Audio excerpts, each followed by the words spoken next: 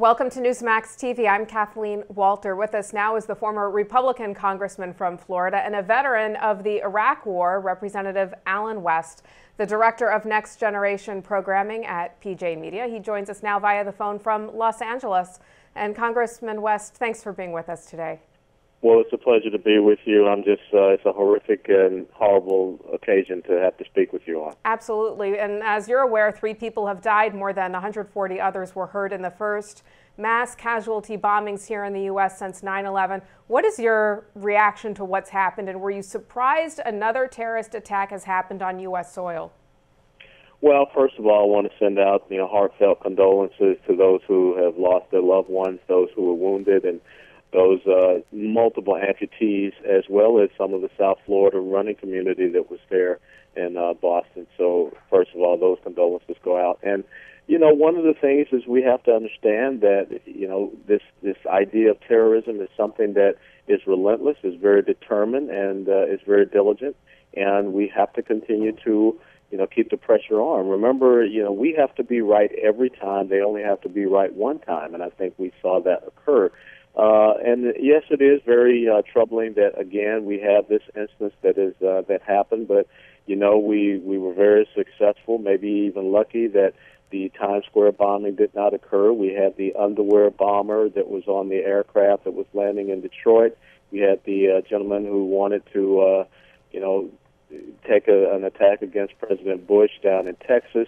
And we still have, we're still waiting on the trial of Major Malik Hassan, who shot 43 at Fort Hood, Texas. Now, senior White House officials say that they consider this an act of terrorism. However, President Obama, in speaking from the White House yesterday, pointedly avoided using the words terror or terrorism. What's the significance of this?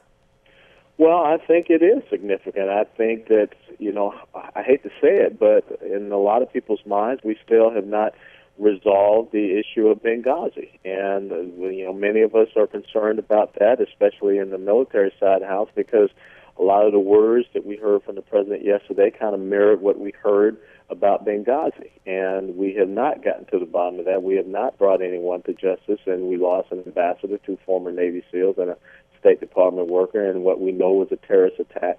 So words do matter, and I can understand, and I can't sit here and explain why the president did not call this a terrorist attack, because that's what everyone has called it. And especially, Kathleen, when you look at these were improvised explosive devices, and the fact that they were, from the waist down, so that you had horrific effect of, losing of limbs, but also, from the fact that you had multiple explosions.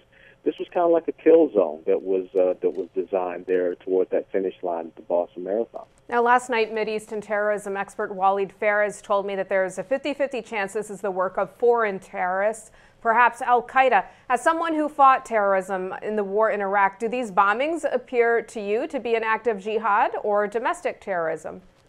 Well, we don't know. We have to get to the bottom of it, and I'm sure that a bomb always leaves a signature, and we have some of the top bomb experts or forensic experts in the world, and they'll be able to piece it together. But when you look at what we call in the military the TTP, the tactic, technique, and procedures, yes, it does look like the type of event, an improvised explosive device that you would see in the combat zones of Iraq, Afghanistan. But we also have to understand that IEDs are starting to be used down in Mexico. And we know that we do have a Hezbollah influence down there, an Iranian influence in South America. So it is very possible that this could be tied back, but we need to wait and make sure we get the right type of evidence. All right, so no idea on possible culprits right now, no idea on motives. No, we don't have that. Well, the motive is very clear. The motive was to instill terror. The motive was to create as much death and destruction and maiming of American citizens. So the motive is very clear. New York right now is on high alert after the attack in Boston. Do you believe we can expect similar attacks in the future? Well, I think that the element of surprise is lost, and that's the thing that a terrorist wants to create, is an element of surprise, sensationalism, and media coverage. I don't believe that they want to try to follow it up with another type of attack, because you already have people at that heightened state of security and awareness. But I do believe that it was interesting that I think there was one other device that was found and was detonated by the bomb squad. So this was a very intricate planned event. And, you know, the fact that it was in hour 4 of the marathon, that means that you kind of have security that is laxing a little bit, and you have more of the family-oriented runners that are coming in. So the perpetrators knew exactly what they were doing. But would you say this is the new norm, where we periodically have such attacks here on U.S. soil? Unfortunately, in this 21st century battlefield that I've spoken about so often, every one of us is in a combat zone, and we have to understand that terrorists do not have borders or boundaries. They will go after civilians. That's just the nature of who they are, and we have to start identifying that, and we have to extricate them out of our society and our communities as we find them, and also, you know, trace it back to the people that are sponsoring these type of terrorist events, and, you know, eliminate them as well. Last question for you, Congressman West, is on a separate issue, North Korea. Tensions remain high between Pyongyang and the U.S., and despite Secretary of State John Kerry's appeal to China to defuse the situation, it's still a tough situation. Do you see this escalating, and what's your analysis as to how the Obama administration's handling this? Well, the thing is, it's not just the Obama administration. There's several administrations prior to that. I was stationed in Korea in 1995, and North Korea is just about international extortion. And when they get to the point where they want more economic aid or food aid or whatever, they become very threatening.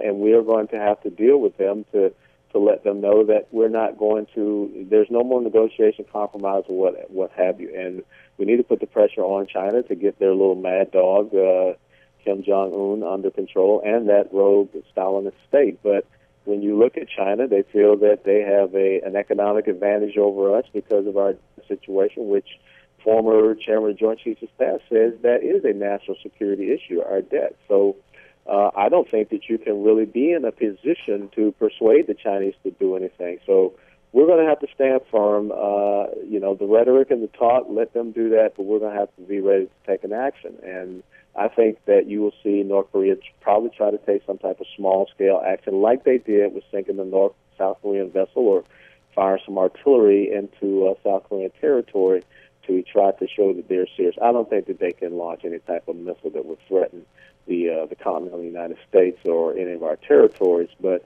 you do have to be concerned about what they can do small-scale and regional. All right, Congressman Allen West, thanks for being with us today. Thank you, Kathleen. Have a great day. And you as well. And thank you for watching Newsmax TV.